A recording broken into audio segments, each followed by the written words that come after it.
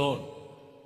మన ప్రభు రక్షకుడైన యేసుక్రీస్తు నామములో మీ అందరికీ ప్రేమపూర్వకమైన వందనాలు తెలియజేస్తున్నాం.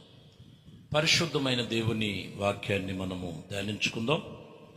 కీర్తన గ్రంథం 18వ కీర్తన 13వ వచనం. యెహోవా ఆకాశమందు గర్జన చేసిన, సర్వోన్నతుడు తన ఉరుము ధ్వని పుట్టించిన, వడిగలిగినటువంటి మండుచున్నటువంటి నిప్పును రగులు చేసెను. ఇక్కడ సర్వోన్నతుడైనటువంటి దేవుని యొక్క ధ్వని, ఉరుము ధ్వని పుట్టించను.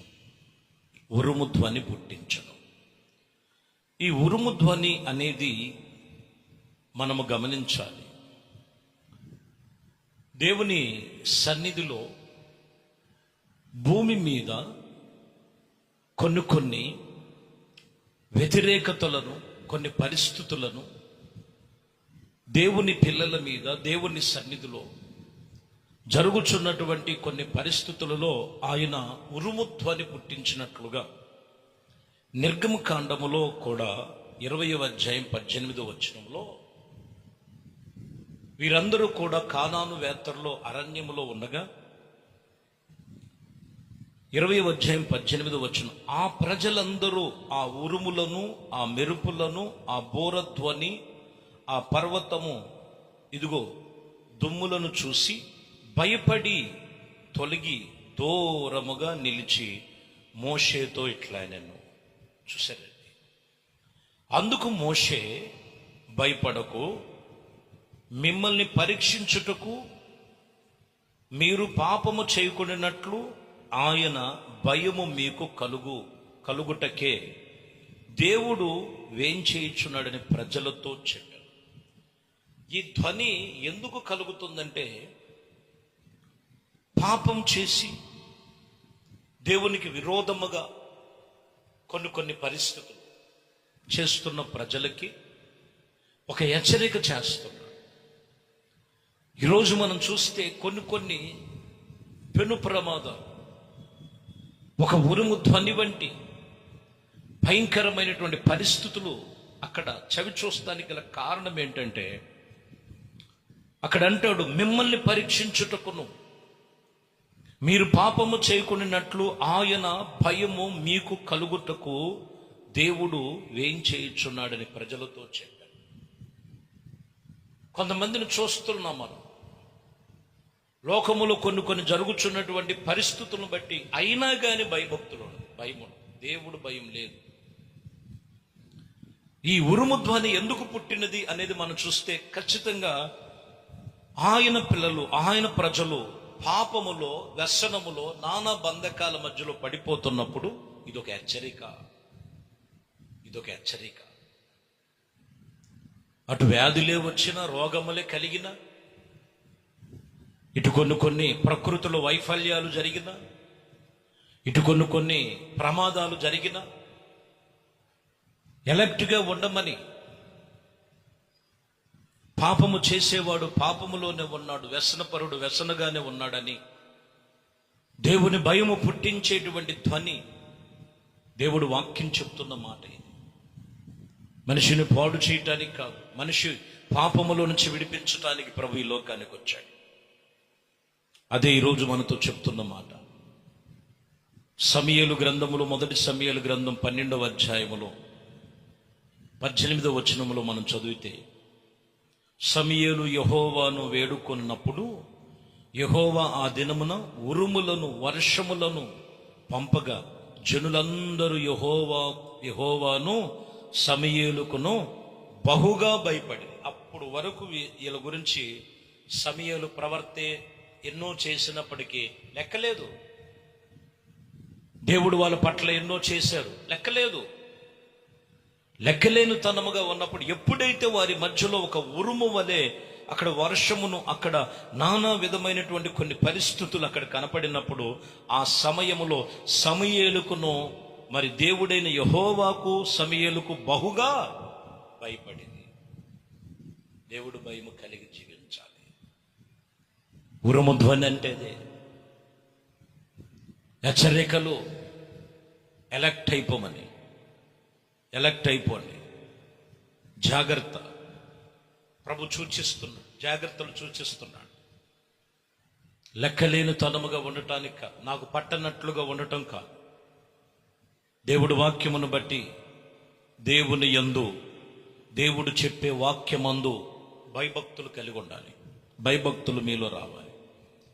యెషయా గ్రంథం 57వ అధ్యాయము 19వ వచనం, వారిలో కృతజ్ఞతా బుద్ధి పుట్టించను,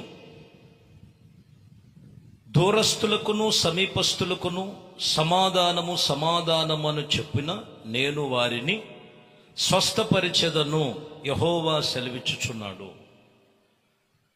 వారిలో కృతజ్ఞతా బుద్ధి, ఒకటి భయము పుట్టించాడు, రెండోది కృతజ్ఞతా బుద్ధి.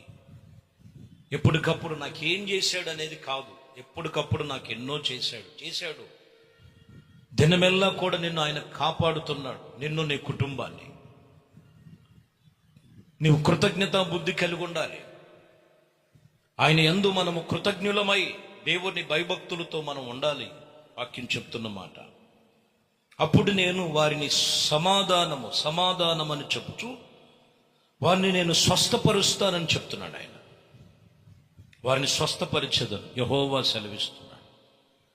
కృతజ్ఞత కావాలి. కృతజ్ఞత లేకోకుండా లూకాసు వార్తలో యేసుప్రభు వారు చెప్తున్నారు, 12వ అధ్యాయం 19వ వచనంలో,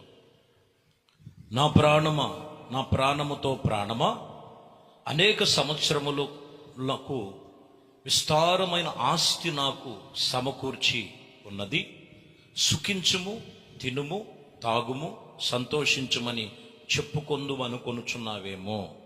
జాగ్రత్త. నా ప్రాణమునకు ప్రాణమా, తినుము, తాగుము, సుఖించుమని నువ్వు చెప్పుకుంటున్నావేమో, అనేక సంవత్సరాలకు సరిపడ ఉందనని. కృతజ్ఞత కలిగి ఉండు. ఏది నీ వెనక రాదు. నాలో ప్రభు సన్నిధిలో ఒకటి భయభక్తులు కలిగినటువంటి విషయంలో ఉరుముధ్వని పుట్టించినట్లుగా, రెండోది కృతజ్ఞతా బుద్ధి పుట్టించుతున్నాడు దేవుడు. అన్నీ ఉన్నాయని నువ్వు అనుకోవద్దు, భ్రమపడద్దు. ఏది శాశ్వతమైంది కాదు. అందుకే అంటాడు 20లోకి వచ్చేలకి లూకాసు వార్త 12:20, అయితే దేవుడు వెర్రివాడా, ఈ రాత్రి నీ ప్రాణమును ఇదిగో నడుగుచున్నాడని నీవు సిద్ధపరిచినవి ఎవని వగునో అతనితో చెప్పాను. ఎవరి అవుతాయి అంట ఇవన్నీ? ఎవరి అవుతాయో, ఇది ఎవరికి చెందుద్దో. కాబట్టి నువ్వు సిద్ధపరుచుకున్నవన్నీ ఎవరికి అవుతాయి? లోకములో ఈరోజు మనం చూస్తే, లోకములో విస్తారముగా ఏదో సమకూర్చుకోవాలని మనిషి తాపత్రయం. అన్నిటికన్నా ముఖ్యంగా దేవునికి కృతజ్ఞత బుద్ధి కలిగి ప్రభుకు లోబడి ప్రభునందు భయభక్తులతో మనము ప్రభు సన్నిధిలో జాగ్రత్తగా ఉండాలండి. జాగ్రత్తగా మనము దేవుని ఆత్మీయ జీవితాన్ని కొనసాగించాలి. దానియేలు కాలములలో కూడా 5వ అధ్యాయంలో మరి 23వ వచనం ఉంటుంది. అక్కడ అంటున్నారు, ఎట్లా అనగా, నీవును, నీ అధిపతులు, నీ రాణులు, నీ ఉపపత్తులు దేవుని ఆలయ సంబంధమైన ఉపకరణములలో ద్రాక్షారసం పోసి త్రాగవలనని వాటిని తెచ్చిచివి. కొన్ని వాటితో త్రాగుచు చూచుచున్నానని వినుచున్నాను, గ్రహింపుడని చేతకాని వెండి బంగారములను, ఇత్తడి, ఇనుము, కర్రలను అనే వాటితో చేయబడిన దేవతలను స్తుతించిన రీతిగానా నీ ప్రాణము, నీ సకల మార్గములు ఏ దేవుని వశములో ఉన్నవో ఆయనను నువ్వు ఘనపరచలేదు. ఈ మనిషి ఏం చేస్తున్నాడో తెలీదు. ఈ రాజు దేవుడు మందిరములో ఉన్నటువంటి ఉపకరణములో ఉన్న పాత్రను తీసుకొచ్చి ఆయనతో పాటు ఉన్న రాణులు, ఉపపత్తులు, అధిపతులు, సేనాధిపతులు వీళ్ళందరినీ కొన్ని ఆ పాత్రలో మరి ఇంకేమీ దొరకలేదు, దేవుడు మందిరంలో దొరికింది. పాడు చేస్తున్నారు. కానీ అక్కడ దానియేలు చెప్తున్నారు, ఇదిగో ఇది కర్రతో రాయితో, ఇదిగో లేకపోతే ఇంకేదో మనుషులతో సృష్టించుకునే కాదు. అక్కడ అంటాడు, ఇదిగో ఏ దేవుడు నీ ప్రాణము సకల మార్గములు ఏ దేవుని వశములో ఉన్నవో ఆయనను గనపరచలేదు. లెక్క చూసే సమయం వచ్చేసింది. జాగ్రత్త, లెక్క చూసే సమయం వచ్చింది. కాబట్టి ప్రియమైన దేవుని బిడ్డలారా, మొదటిగా ఉరిమి ధ్వని పుట్టిస్తున్నాడు. ఆయనకి మనము భయభక్తులు కలిగి ఉండాలి. లోకములో జరుగుతున్నటువంటి కొన్ని సంఘటనలు. రెండోదిగా మనకి కృతజ్ఞతా బుద్ధి పుట్టిస్తున్నాడు. ఆయనకి మనం కృతజ్ఞులమై ఉండాలి. మూడవది, నీ సర్వ శరీరము ఆయన ఆలయమై ఉన్నది. నీ హృదయము దేవుని ఆలయముగా మార్చు. పాడు చేయదు. నీ హృదయం అనే పాత్రను పాడు చేయక దేవుని భయభక్తులతో ఉండు. దేవుడు మరలా నీకు నూతన ధనం, నూతన కార్యాలు మరలా నీకు పుట్టించును. దేవుడు అట్టి కృపలో నిన్ను నీ కుటుంబాన్ని స్థిరపరిచి నడిపించునుగాక. ఆమేన్. ప్రార్థన చేద్దాం. మహాపరిశుద్ధుడా, ప్రేమ కలిగిన తండ్రి, దయగలిగిన మా ప్రభువా, మీ శ్రేష్టమైన పరిశుద్ధ నామమును బట్టి మీకు స్తోత్రాలు చెల్లిస్తున్నాం. ఈ ఉదయ కాలమునైనా మీ వాక్యము వింటున్నటువంటి మీ బిడ్డలను దీవించి ఆశీర్వదించి, ఇదిగో నైనా నా ప్రభువా, తిరిగి మరలా మీ యందు భయభక్తులు పుట్టించండి, కృతజ్ఞతలు పుట్టించండి. ఇదిగోనైనా తమ మనస్సును, ప్రాణ, ఆత్మ, శరీరములో మీకు లోబడేటువంటి తత్వాన్ని పుట్టించి ఆత్మ సంబంధమైన ప్రతి కార్యములు మీ కృపలో జరిగించి పరిశుద్ధపరచమని యేసయ్య మీకు స్తోత్రాలు చెల్లిస్తూ, మహిమ, ఘనత, ప్రభావాలు మీకే పొందుకోమని నజరేయుడైన యేసుక్రీస్తు నామములో ప్రార్థించి వేడుకొనుచున్నాము తండ్రి. ఆమేన్. ప్రభు మిమ్మల్ని దీవించి ఆశీర్వదించునుగాక. ఆమేన్.